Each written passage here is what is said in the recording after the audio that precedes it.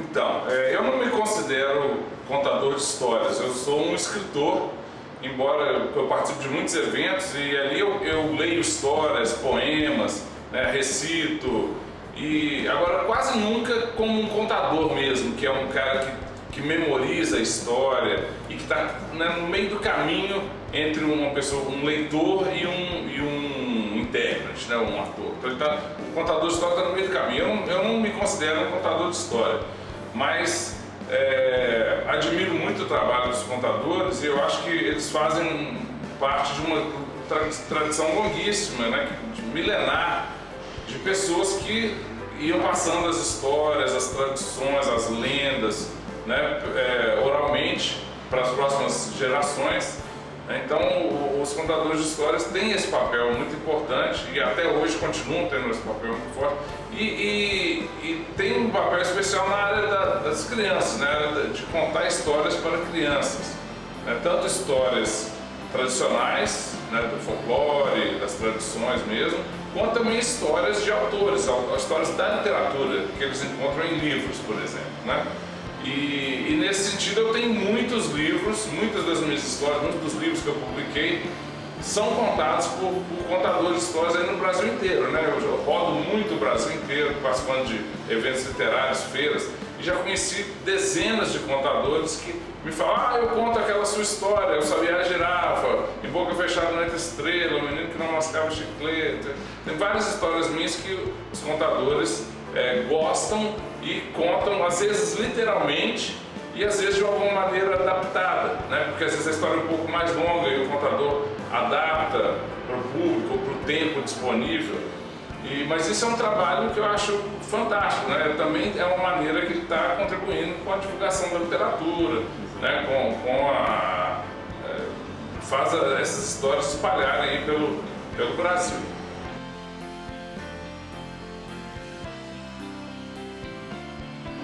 Eu não tenho a menor dúvida disso, né? Eu vejo na minha casa, né? Pela minha filha, que é uma grande leitora, está com 15 anos, eu percebo claramente a diferença da minha filha, tanto que ela ouviu histórias, tanto que ela leu histórias, mas também tanto que ela ouviu histórias, né? Que eu contei, que a minha mãe contou, né? O fato dela ter crescido ouvindo histórias, lendo e também ouvindo histórias, fez dela uma jovem, agora com 15 anos, que tem um desenvolvimento de linguagem, de raciocínio, uma sutileza na leitura, perceber os detalhes, os segundos sentidos, que pessoas que não têm contato com a literatura, seja lendo, seja com um contador de história, não têm essa mesma desenvoltura. Isso não tem a menor dúvida. E mesmo também como professor eu percebo, a gente percebe, já conversei isso com outros professores também, a gente percebe claramente que aqueles que são bons leitores, que tiveram uma formação mais rica na literatura, também tem uma capacidade maior de perceber as sutilezas de um texto, na riqueza de um texto.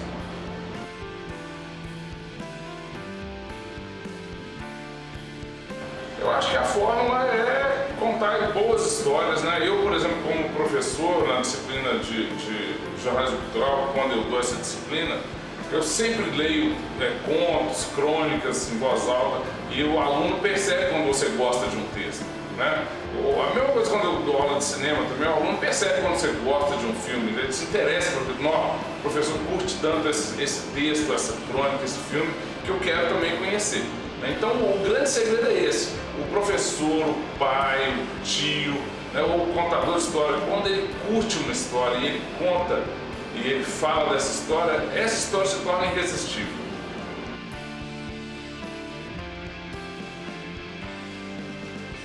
Olha, no Brasil a contação de história ela é mais voltada para crianças, né? É muito feita em escolas, em eventos literários, feiras, festas, festivais literários, mas há também contadores que fazem um trabalho maravilhoso contando para adultos, né?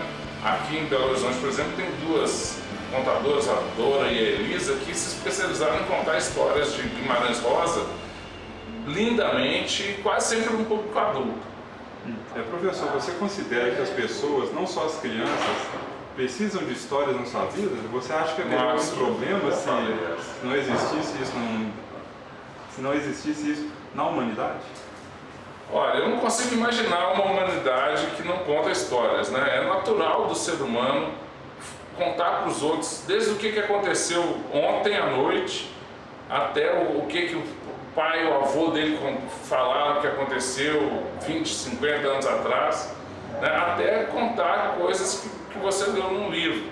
Então, é natural do ser humano a relação, a paixão pelas histórias, pelos personagens, né? Eu acho que é impossível pensar um mundo sem histórias. Entendo.